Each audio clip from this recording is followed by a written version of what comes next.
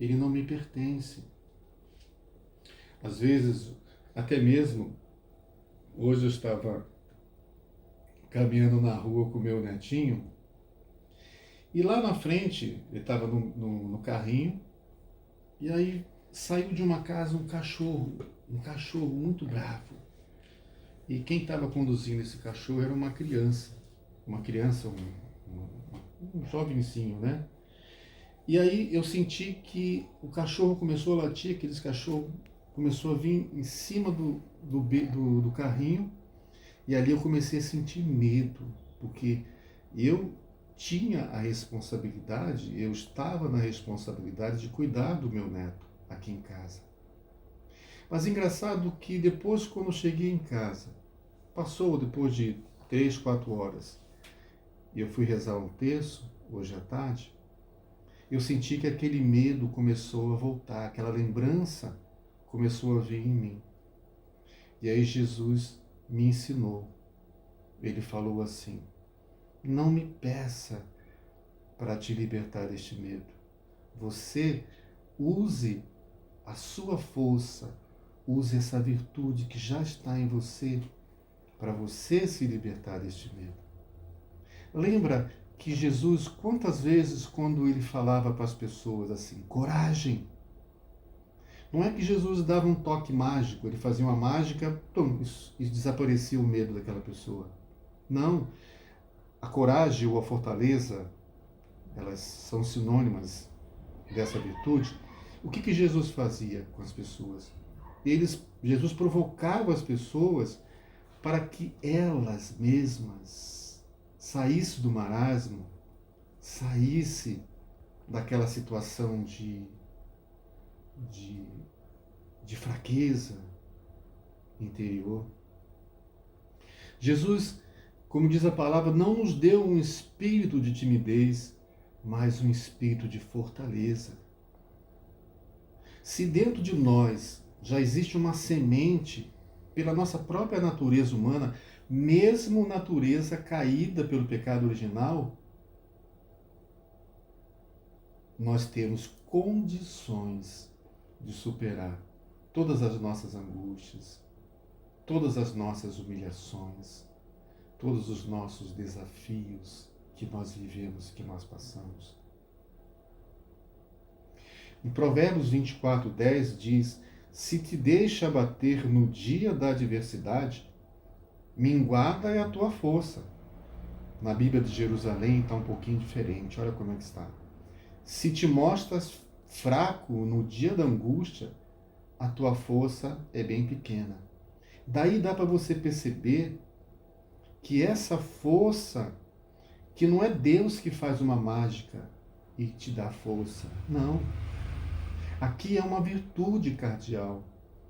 Aqui é algo que você vai,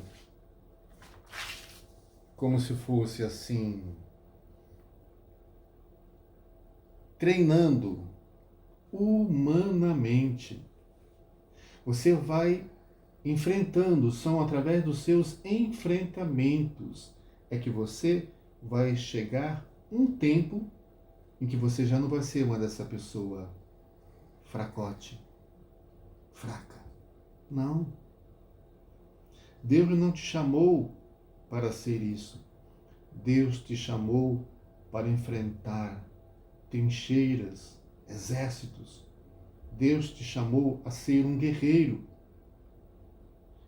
No livro de Joel, capítulo 4, está me vindo agora na minha mente agora. Eu não escrevi isso.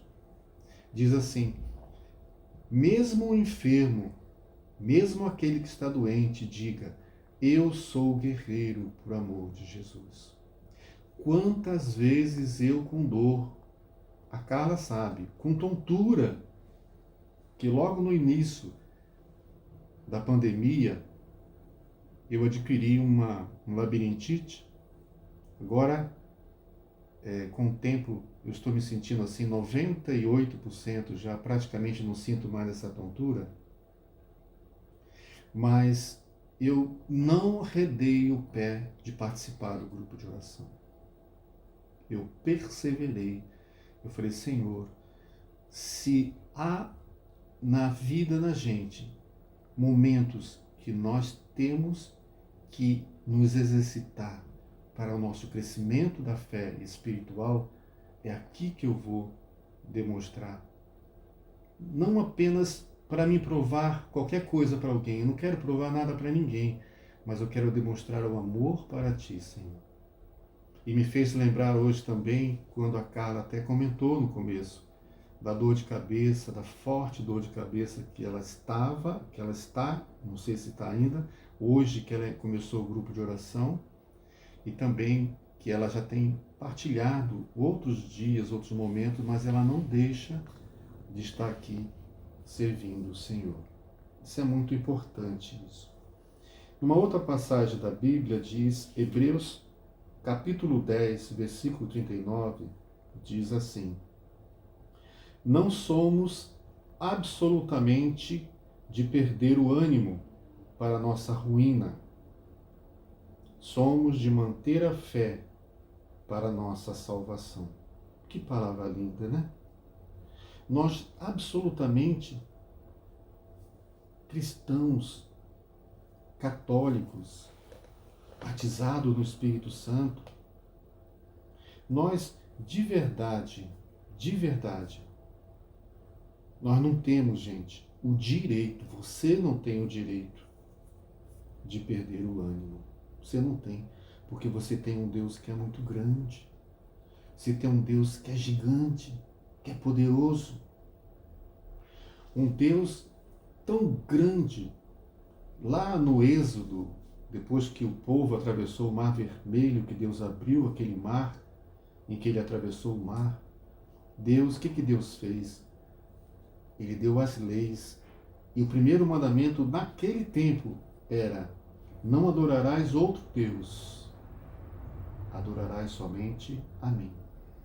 Mas acontece que com o passar do tempo foi se evoluindo a humanidade, e lá em Deuteronômio, na época do exílio da Babilônia e pós-exílio da Babilônia, foi escrito também novamente os 10 mandamentos. E o primeiro mandamento mudou um pouquinho a frase. Já era assim. Já não era mais somente viver para Deus, adorar a Deus. Não. Era amar a Deus acima de tudo, acima de todas as coisas. Mas Deus foi muito além disso. O que Deus fez? Quando chegou na época de Jesus, na época de Natal, Jesus nasceu como uma criança. Deus se fez criança. Deus se fez pobre, pequeno, frágil, fraco. Mas sabe para que Deus fez isso? Deus quer mostrar para você que você não tem o direito de perder o seu ânimo, absolutamente, porque você tem um Deus que é amor. Enquanto que Deus, ao longo do tempo da história da salvação do povo de Deus, foi se revelando aos poucos, a ponto de, lá na consumação da revelação em Jesus no Evangelho, ele ter dito assim: que eu vos chamo de amigos. É porque realmente Deus, ele tem um carinho, Deus tem um amor muito grande e não quer que nenhum dos seus filhos perca a esperança, perca essa fé. E apenas mais uma palavra que o Senhor também colocou sobre essa virtude da fortaleza é interessante também. Santo Agostinho, ele nos recorda que esta virtude existe porque existe a maldade no mundo. Existe o mal no mundo. Se não existisse o mal, se não existisse a maldade, não havia por que as pessoas ter que praticar a virtude da fortaleza. Porque a virtude da fortaleza é para nós rebatermos as injustiças. Às vezes pessoas do trabalho querem nos derrubar. Por que às vezes tem pessoas que querem derrubar uma outra por inveja, por ciúme? Por que existe isso, essa maldade no mundo? É porque elas vivem somente para esta terra, para este mundo. Elas pensam assim: eu vou morrer um dia e aqui tudo vai acabar.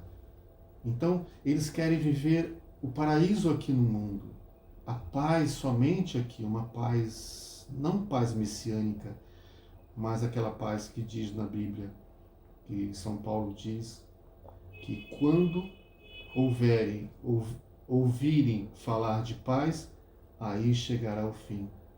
É esse tipo de paz que Jesus não quer. Jesus, ele nos ensina que o dom da fortaleza, ele caminha junto com um outro dom chamado o dom da ira. Às vezes pode pensar: pô, mas a ira é um dom? É um dom de Deus também. Quando você canaliza para o bem, canaliza para as coisas certas. Vou dar 2 exemplos para você. Uma vez Jesus estava com os fariseus e os fariseus estavam provocando a Jesus, e Jesus olhou para eles, apontou para eles e disse: raça de víboras. Jesus teve ira ali, uma ira santa. Um outro momento, Jesus entrou no templo e via que os cambistas estavam vendendo, fazendo comércio dentro da igreja, e a palavra de Deus diz que a casa de Deus é casa de oração, não é casa de comércio. E Jesus preparou um chicote e Jesus, ele fez o que todos nós sabemos no Evangelho. E às vezes nós também, pelo dom da fortaleza, nós temos que ter ira também contra o mal. Temos que ter ira contra o pecado. Não acariciar o pecado, não acariciar as coisas que são erradas. Às vezes nós vemos alguém, como aconteceu também, um exemplo que eu dou, uma pessoa na minha família, há pouco tempo, eu tive que ser dura com essa pessoa. Não agradou, e de repente essa pessoa não gostou nada do que eu falei, mas eu agi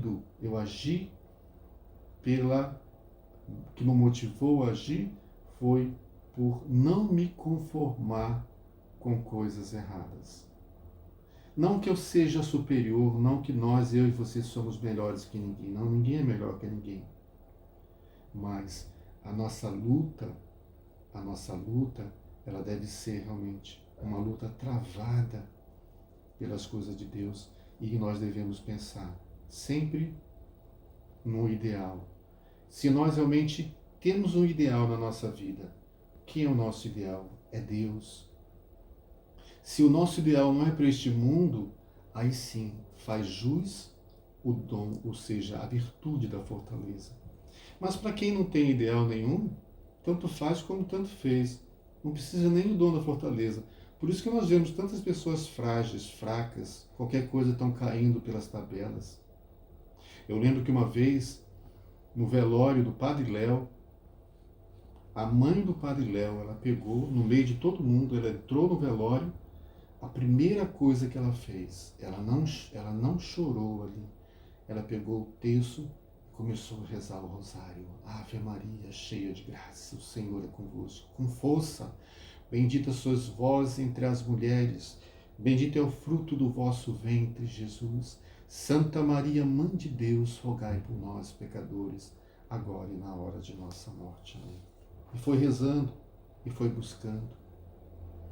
E como mesmo eu falei, logo no início, para concluir a palavra de hoje, que nós aceitamos a felicidade da mão de Deus e não devemos também aceitar a infelicidade, são as nossas provações, como Jó foi provado.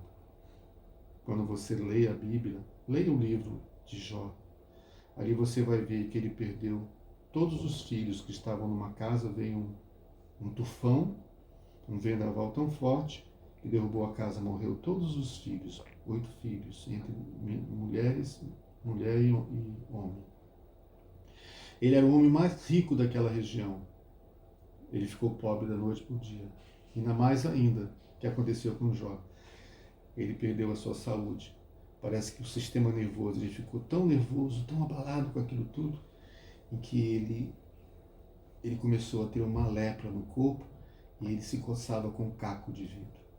Mas diz a palavra de Deus, em que Mesmo tudo isso tendo acontecido a Jó, em nenhum momento saiu uma palavra de infelicidade, uma palavra de maldição da boca dele. Em nenhum momento ele pecou por palavra. E como tem sido a sua vida também? Como tem sido realmente a sua expectativa de vida aqui neste mundo?